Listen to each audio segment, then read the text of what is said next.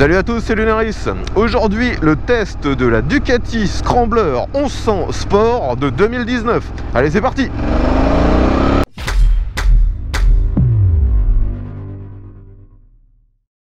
J'ai encore le privilège d'avoir un de mes abonnés qui s'est déplacé jusqu'ici pour me prêter sa moto.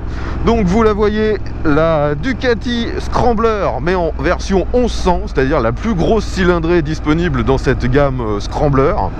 Et ce modèle, c'est même la finition Sport, ce qui était une des finitions les plus haut de gamme en 2019. On retrouve sur cette moto le look vraiment des Scramblers, ça reste assez inévitable. Et sur cette finition Sport, on a un coloris spécifique en noir mat et jaune que je trouve vraiment sympa. Et cette version Sport est aussi plus haut de gamme au niveau des suspensions. On a du Öhlins à l'avant, à l'arrière. Cette version 1100 reprend le moteur 1100 qui a été très populaire pendant longtemps chez Ducati sur la Monster 1100 ainsi que sur l'Hypermotard et la Multistrada 1100. Ce moteur a évolué au fil des années afin de répondre aux nouvelles normes environnementales, ce qui fait qu'au fil du temps il a perdu un petit peu de puissance. Avant sur un Multistrada vous aviez 95 chevaux, aujourd'hui on en a 86. Autre différence, sur ce moteur il n'y a plus le fameux embrayage à sec. Aujourd'hui on est sur une machine bien plus classique avec un embrayage à bain d'huile. Aujourd'hui la moto qu'on me prête est complètement d'origine, ce qui est extrêmement rare sur une Ducati. La plupart du temps elles sont très accessoirisées et ça directement avec les options de chez Ducati. Aujourd'hui la seule modification qui a été faite, c'est les rétroviseurs qui ont été remplacés par un autre modèle de la gamme Scrambler. Je crois que ça vient d'un Scrambler 800. Sinon tout est d'origine sur cette moto, y compris l'échappement. D'ailleurs sur cette version 1100, l'échappement il ressemble un peu à ce qu'il y avait sur les premières générations de Monster 1100 avec un échappement de chaque côté. C'est relativement joli, même si il est vrai que je préfère l'échappement superposé du côté droit qui est disponible maintenant sur la nouvelle Scrambler 1100 Sport Pro.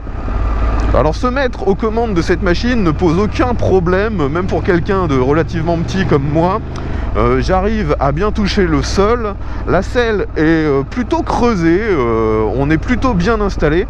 Par contre la position est quand même assez basculée vers l'avant parce que le guidon, vous le voyez, est gigantesque. Ça m'oblige à mettre mes bras vraiment sur l'extérieur, bien plus large que mes épaules. C'est assez surprenant. Ça me fait un peu penser à ce qu'on a parfois sur des roadsters japonais modifiés avec un guidon street. On est vraiment basculé sur l'avant.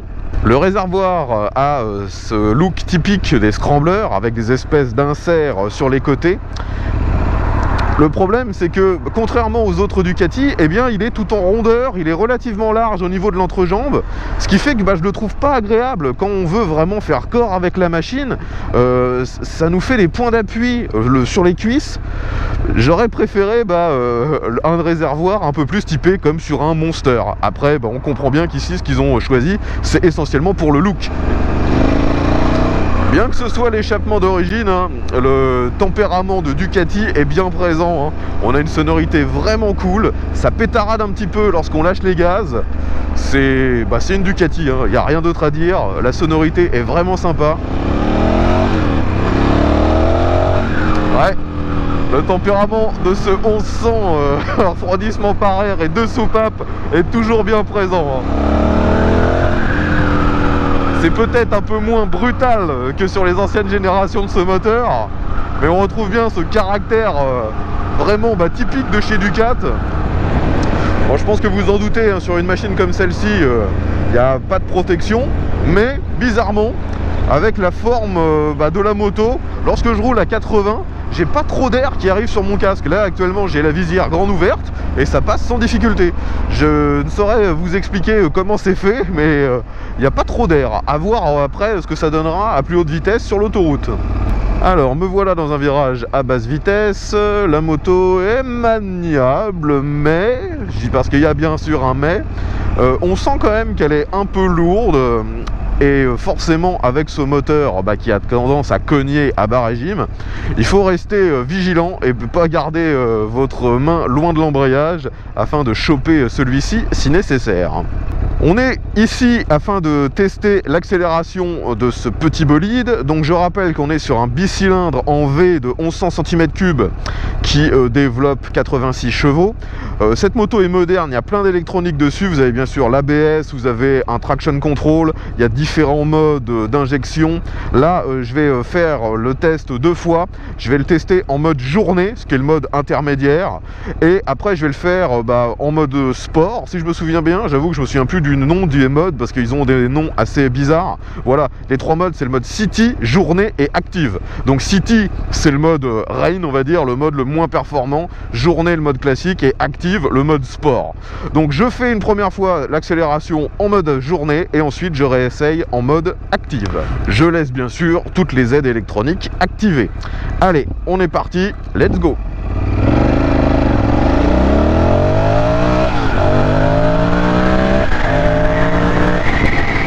Et je ralentis. Frein arrière, ça freine un peu. Frein avant, Bon, le frein avant, hein, comme d'habitude, c'est du Brembo, ça vous cloue sur place. La sensibilité est pas trop mal, mais j'avoue que sur d'autres machines de chez Ducati, on a des leviers encore plus précis. Est-ce que cette sensibilité vient vraiment des leviers du mètre-cylindre ou des étriers? Là, j'avoue que j'en sais rien, mais ça reste du très bon matos. Concernant les deux leviers, aussi bien frein et embrayage, les deux sont réglables.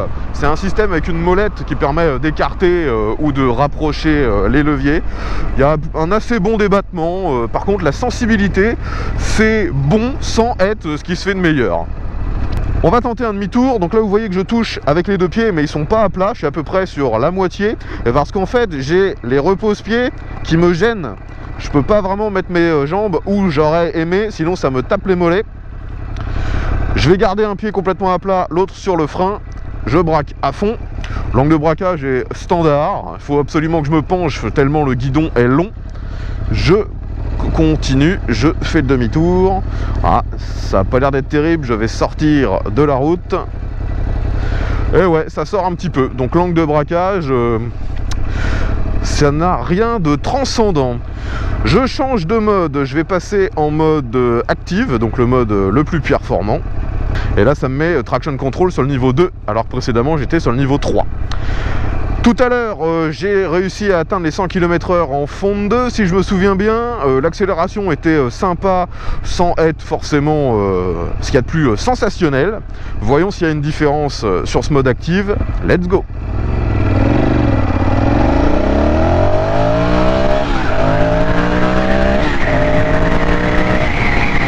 Et je ralentis de nouveau. Ouais, le frein est vraiment costaud, hein. Putain, il faut le prendre en main avant d'en tirer le meilleur, mais il y a de la puissance. Bon, sur le moteur, je vois pas une très grosse différence entre active et le mode journée lorsqu'on fait cet exercice du 0 à 100. Sur cette moto, l'accélérateur est bien sûr géré électroniquement, c'est un ride by wire, donc je pense qu'on verra peut-être plus une différence entre les modes sur la route, parce que là, sur une grosse accélération, c'est juste normalement la réponse justement à l'accélérateur qui devrait changer. C'est pas forcément l'endroit le plus adapté pour tester ça. Dans ce rond-point, ça se penche assez facilement. La seule difficulté pour moi, c'est vraiment que j'ai les bras très sur les côtés. Les tailles de pneus sur ce scrambler, c'est du 18 pouces à l'avant. Et à l'arrière, on a un pneu standard, un 180 en 17 pouces. Concernant les commodos, si vous connaissez les Ducati modernes, ça va pas vous choquer, c'est les mêmes. On retrouve toutes les fonctions de base, bien sûr, et les boutons afin de naviguer dans les menus de l'écran. Sur la droite, on a également le bouton qui sert d'allumage et de coupe-circuit, ainsi que les feux de détresse et un bouton qui permet d'allumer ou d'éteindre les feux diurnes. Le tableau de bord fait un peu vieillot en fait pour une moto de 2019. On est encore sur des écrans à cristaux liquides tout à fait classiques. C'est divisé en deux parties. Vous avez une petite partie qui vous indique votre vitesse, le rapport engagé. Et de l'autre côté, vous avez une horloge, un compte tours qui est totalement illisible.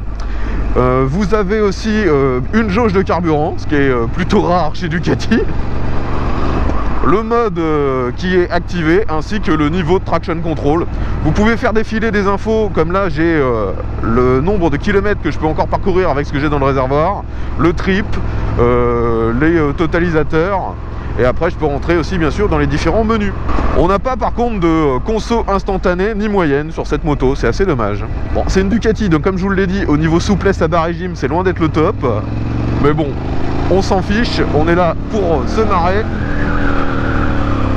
Et le souci en fait c'est que y a tellement de patates à bas régime qu'on se retrouve très rapidement au-delà de ce qui est autorisé sans forcément s'en rendre compte, parce que ça va super vite. Alors cette moto est équipée de suspension all-in, voyons ce que ça donne si j'accélère un peu. Ouais, c'est plutôt pas mal. À la sortie de ce Dodan, il y a eu une grosse compression et c'était pas inconfortable. Les suspensions sont bien sûr réglables aussi bien à l'avant qu'à l'arrière. À l'arrière, on peut voir que c'est un amortisseur qui est mis sur le côté. Alors, est-ce que c'est maniable? Ouais, c'est maniable, mais le guidon me donne une position vraiment surprenante. J'ai l'impression d'être vraiment sur un guidon de supermotard. Et le problème, c'est que avec un guidon aussi large, j'aurais aimé être plus proche de lui afin vraiment de pouvoir l'utiliser à son plein potentiel. J'ai l'impression que je suis trop loin en fait. Allez, me revoilà sur un petit Dodan, je le prends à 30 km/h. Les suspensions sont agréables, hein. Elles sont pas trop fermes, elles sont pas trop molles, elles sont juste comme il faut. Alors sur cette version 2019 de ce moteur 1100, j'ai l'impression qu'il y a moins de freins moteurs que précédemment. Lorsque j'avais mon hypermotard 1100, il fallait vraiment faire gaffe lorsqu'on redescendait les vitesses. Là, ça a l'air d'être beaucoup plus fluide. Allez, on va tester un peu cette machine dans les virages. Il faut que je me méfie parce qu'il commence à pleuvoir. Ah, ce frein de dingue! Il y a vraiment de quoi se faire le con avec cette machine, hein. Mais le souci, c'est qu'on sent quand même qu'elle est un peu lourde, hein. Les 200 et quelques kilos, ils sont présents. Au final, à conduire, ça me donne un ressenti assez similaire à la Shiver 900.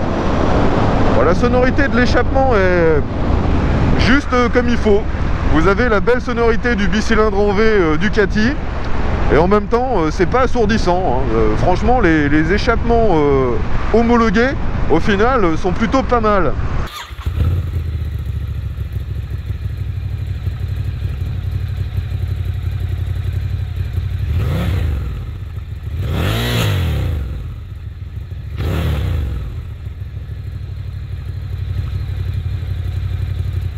Allez, je réaccélère.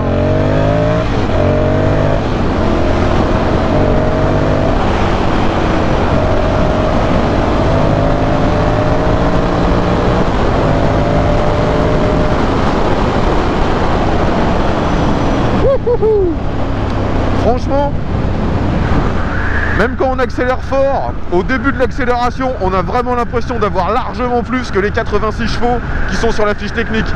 C'est uniquement quand on monte vraiment dans les tours que là, on s'aperçoit que oui, il n'y a que 86 chevaux. Mais sur la route, au final, c'est jamais vraiment gênant. Sauf si vous essayez de faire le con contre des machines qui auraient largement plus de puissance que vous. Là, vous allez tout de suite vous sentir un peu limité. Ça se penche bien, hein. Le fait d'avoir une route 18 à l'avant ne change vraiment pas la maniabilité de la moto. S'ils ont mis une route 18, c'est essentiellement pour le style, mais aussi, logiquement, pour avoir une facilité à prendre des chemins un peu caillouteux. Ça reste un scrambler, hein. Allez, petit gauche-droite. Oups. Il faut se méfier en fait, parce que quand on est à très bas régime, si vous remettez un peu de gaz, la moto elle a tellement de couple qu'elle veut repartir d'un coup et ça vous fait presque sortir de votre trajectoire. Faut avoir l'habitude d'une machine avec un moteur comme celui-ci. Allez, on va faire un tour sur l'autoroute.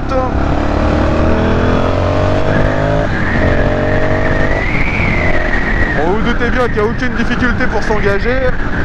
Bon, arrivé à 110, la protection est pas terrible vraiment, hein, mais ça reste quand même surprenant pour une moto qui en fait n'a absolument rien en face de vous pour vous protéger. Je sais pas comment le vent fait, mais logiquement sur une moto comme ça on devrait être quand même nettement plus gêné par le vent. Je vais faire un test de relance, là je suis en 6ème à 110, j'accélère à fond. 120, 130, 140, 150. Vous le voyez, le moteur, il a une relance de dingue.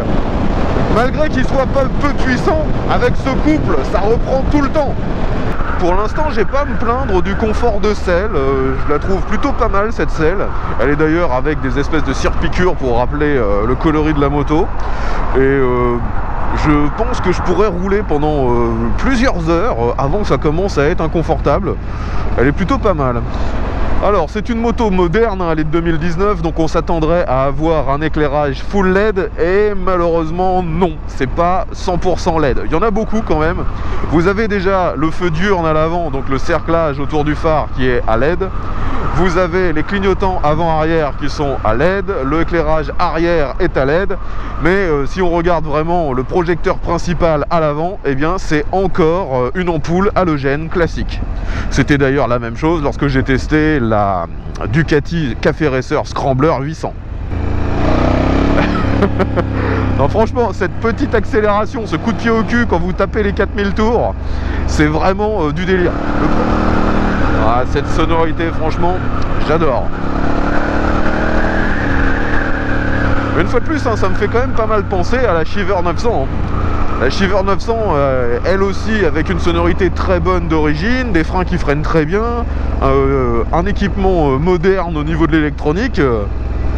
C'est deux machines qui ne se ressemblent pas du tout au niveau du look et qui pourtant ont un comportement routier assez similaire.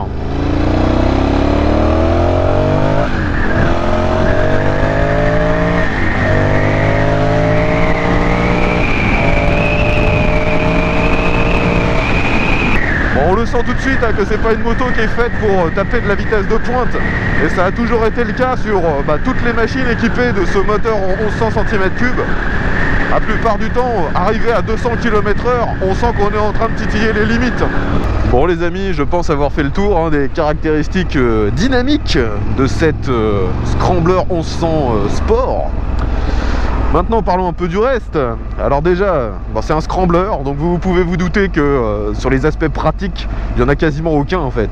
On peut démonter la selle bien sûr, et vous tombez sur une petite trousse d'outils qui est directement sous la selle, et il y a une prise USB afin de recharger un dispositif, mais vous ne pouvez absolument rien ranger, hein. C'est vraiment tout petit. Concernant la consommation, c'est une des grosses évolutions de ce moteur 1100. Au fil des années, il est devenu de plus en plus sobre. Là, on arrive sur une consommation annoncée par le constructeur entre 5 litres et 5 litres 5. Le propriétaire me disait qu'en roulant normalement, donc en se faisant plaisir de temps en temps, on était environ à 6 litres au 100, ce qui nous donne un peu plus de 200 km d'autonomie avant d'arriver en réserve. D'ailleurs, si je remets l'info, là, il nous indique qu'on a 240 km d'autonomie dans le réservoir. Alors j'ai pu également me renseigner au niveau du confort en tant que passager, vu que le propriétaire est venu avec une passagère, et donc elle me disait que en tant que passager c'est pas trop mal, mais il y a très peu de moyens de se tenir, on est quasiment obligé de se tenir au pilote, et c'était pas forcément ce qu'il y a de mieux. Alors maintenant, qui va être vraiment intéressé par cette machine? Déjà, il faut que vous soyez intéressé par le néo-rétro et le mouvement Scrambler. Sinon, vous n'achèterez jamais cette machine. De deux, il faut que vous ayez les moyens, parce qu'elle n'est pas donnée. Le modèle 2019 était vendu dans les 15 000 €. Le modèle 2020 maintenant s'appelle Scrambler 1100 Sport Pro et coûte encore un peu plus cher, donc les 15 600 si je me souviens bien. Donc franchement c'est pas donné quand on voit la dotation de la machine. Donc globalement, comme souvent dans la gamme Scrambler, c'est une machine qui n'a pas vraiment de raison, on va dire logique, d'être possédée. C'est un coup de cœur, et c'est d'ailleurs ce que me disait le propriétaire. Il l'a vu, il l'a trouvé magnifique, il l'a essayé, il l'a trouvé sympa à conduire, il se l'est acheté, point barre. Il n'y a pas de raison vraiment pragmatique de se dire il me faut un Ducati Scrambler 1100. Moi j'adore vraiment qu'ils aient conservé ce moteur 1100 refroidissement par air, parce que c'est un des seuls moteurs qui au fil des ans a quand même réussi à conserver l'essentiel de son caractère, même si c'est vrai il en a un peu perdu par rapport aux anciennes générations qui étaient un peu plus rugueuses on va dire et un peu plus performantes, mais ça reste quand même très très proche, et ça c'est vraiment un avantage comparé aux autres marques qui voient leur caractère moteur s'évanouir complètement au fil des années. Concernant l'entretien, c'est une machine qui ne coûte pas trop cher, vu que les intervalles de mémoire c'est tous les 15 000 si je me souviens bien, et c'est un des moteurs réputés les plus fiables chez Ducat, donc globalement il n'y a pas de crainte à avoir sur ce modèle. Je pense avoir fait le tour des caractéristiques de cette Scrambler 1100 Sport 2019. Si vous avez des questions, bien sûr, mettez ça dans les commentaires. Si vous êtes le possesseur d'une de ces Scramblers, et je dirais peu importe la cylindrée ou la finition, dites-nous ce que vous en pensez, quels sont peut-être les problèmes que vous avez connus, quelles sont également les options que vous avez choisies sur cette machine et est-ce que vous les avez trouvées utiles. Tous ces retours d'expérience seront grandement appréciés, vu que c'est pas des machines qu'on trouve si fréquemment que ça sur nos routes. Je tiens encore à remercier l'abonné qui a fait le déplacement pour me prêter cette machine, c'était très sympa de sa part. Et je reprécise que l'ensemble des tests sur ma chaîne sont faits en collaboration avec mes abonnés. Donc si vous disposez d'un véhicule que vous aimeriez me voir tester en vidéo, eh bien contactez-moi, tous les moyens de le faire sont dans la description. Je rappelle que je me trouve en Normandie, dans la région de Rouen.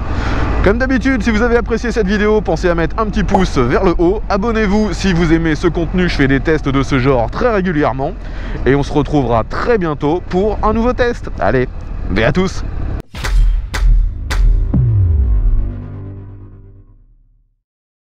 J'aurais aimé que Ducati nous sorte une version Café Racer de cette 1100 comme ils l'ont fait sur la 800.